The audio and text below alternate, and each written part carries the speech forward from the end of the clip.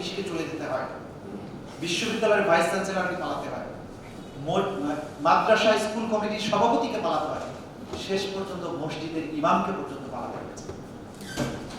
একটা দেশকে কি ধরনের পলিউট করা হলে, কতটা দূষিত করা হলে এমন পরিস্থিতি সৃষ্টি হয়, এটা বুঝতে হবে আমাদের। এটা যে কত বড় একটা ভ্রান্তি, এটা যে একটা নষ্ট হয়ে যাওয়ার সমাজের কত বড় একটা ক্ষতি, সেটা বোঝা যায় তাদের এই সমস্ত আচরণ থেকে। আমাদের পুলিশ বাহিনী, পুলিশ হওয়ার কথা জনগণের সবচাইতে কাছের মানুষ, গোটা দুনিয়ার যে প্রান্তেই যান, বিশেষ কিছু দেশ ছাড়া পুলিশ মানেই হচ্ছে জনগণের বন্ধু। সেই পুলিশকে দেখলে মানুষ ভয়ে পালায় দেয়, কোনো না কোনো ঝামেলা আমার আসছে। সেই পুলিশ আপনাকে কোনো কারণ ছাড়া গ্রেফতার করছে, আপনাকে গুম করছে, বছরের পর বছর, 8 বছর 10 বছর গোপন কারাগারে আটকে রাখছে। অথচ আমার দেশের একটা সুপ্রিম কোর্ট আছে, একটা সংবিধান আছে, বিচার বিভাগ আছে, আইন বিভাগ আছে, কিন্তু কোনো প্রতিকার নেই। এই রাষ্ট্রটা পুরো কাঠামো ধসে পড়া অনিবার্য ছিল। এইভাবে কোনো রাষ্ট্র কাঠামো টিকে থাকতে পারে না। যদিও 1971 সালে অনেক রক্তের বিনিময়ে এই রাষ্ট্রটি স্বাধীন হয়েছিল দ্বিতীয়বারের মতো 1947 সালের পরে, সেই রাষ্ট্র 53 বছরে স্বাধীনতার সেই আকাঙ্ক্ষাও বাস্তবায়ন করতে পারেনি, তার লক্ষ্য অর্জন করতে পারেনি, বরং একটা নিপীড়ক সমাজে পরিণত হয়েছে। যে কারণে যেটা রাজনীতি যারা করেন তারা করতে পারেনি, এই দেশের রাজনৈতিক দল সকলেই ব্যর্থ হয়েছে। সেই সময় এই দেশের তরুণেরা, ছাত্ররা, যুবকেরা এক অভূতপূর্ব গণজাগরণের জন্ম দিয়েছিল। আপনি আবু সাইদের কথা ধরেন, যে বুকে গুলি লাগছে একের পর এক, তারপরে দুহাত বাড়িয়ে যেভাবে দাঁড়িয়েছিল, এটা যেন গোটা বাংলাদেশকে তার বুক দিয়ে আগলে রাখা। নাম না জানা অসংখ্য শহীদের কাহিনী প্রতিদিন আসছে। আমরা তার পরিবার, বিভিন্ন পরিবারকে ভিজিট করছি, আহতদেরকে হসপিটালে ভিজিট করছি। আমি এমন কয়েকজনকে পেয়েছি যার পুরো মুখমণ্ডলে 450 পেলেটস মুখে আছে, চোখ মুখে এক্সরে ফিল্মে দেখা যায় 450 গুলি আছে তার মুখে, সারা শরীরের কথা বাদই দিলাম। অনেককে পেয়েছি যাদেরকে ধরে এনে বুটের নিচে পাড়া দিয়ে ধরে তার বুকে গুলি করা হচ্ছে, তারপরে বেঁচে গেছে। অনেককে পেয়েছি তার সহপাঠীকে গুলিবিদ্ধ অবস্থায় কোলে নিয়েছে, কোলে নিয়ে পুলিশকে অনুরোধ করেছে যে আমার সহকর্মীকে আমি হসপিটালে নিতে চাই, তুমি আমাকে একটু সুযোগ দাও। পুলিশের পা ধরে বসেছিল 10 মিনিট। পুলিশ তাকে হসপিটালে তো নিতে দেয়নি, বরং আহত অবস্থায় বুকে গুলিবিদ্ধ ওই ছেলেটিকে কোলের মধ্যে রেখেই গলাতে পাড়া দিয়ে তার ঘাড়ের হাড়টাকে ভেঙে দিয়েছে। এই নিষ্ঠুরতা বাংলাদেশে হয়েছে। কারা করেছে? আমার দেশেরই মানুষ, যাদেরকে জাতিকে রক্ষার দায়িত্ব দেওয়া হয়েছিল তারা করেছে।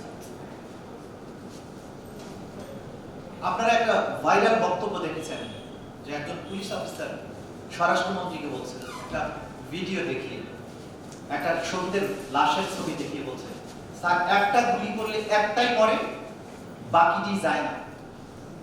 এইটাই স্যার আতঙ্কের বিষয়।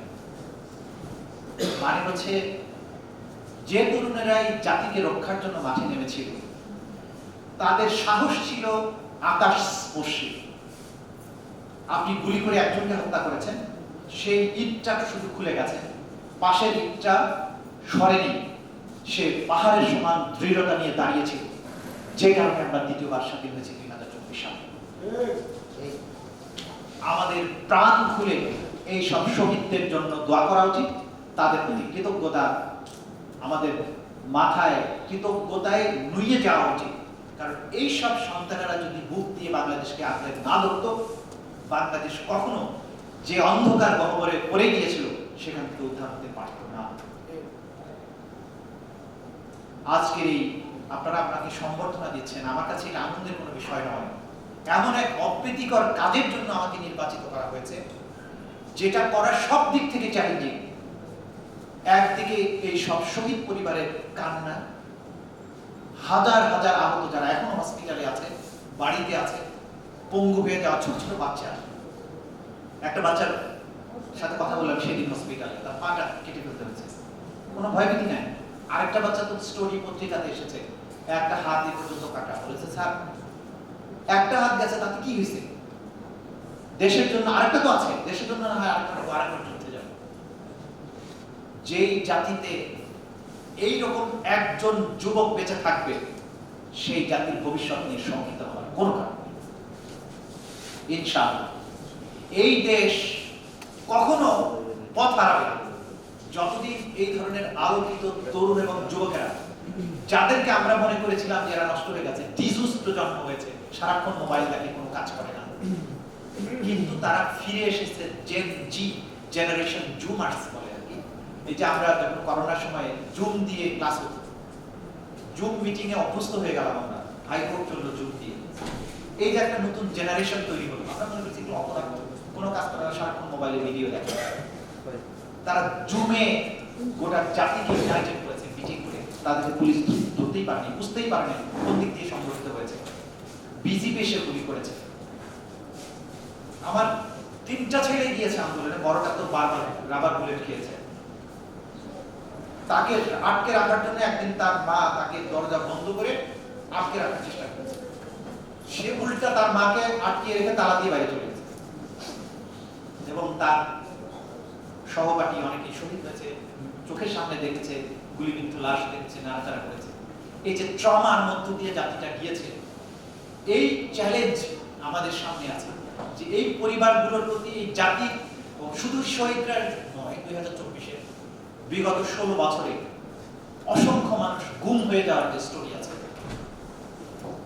অসংখ্য মানুষ বিচার বহির্ভূত হত্যাকাণ্ডের শিকার হয়েছে, বিচারিক হত্যাকাণ্ডের শিকার হয়েছে।